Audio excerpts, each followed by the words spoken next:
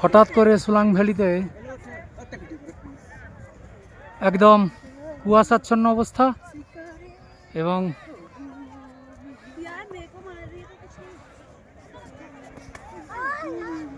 দারুণ দারুণ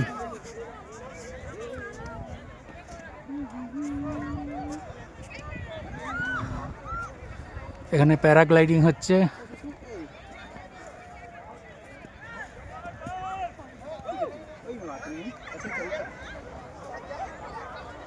দারুণ দারুণ সোলাং ভ্যালিতে প্যারাগ্লাইডিংয়ের যারা উপভোগ করছে তাদের দৃশ্য।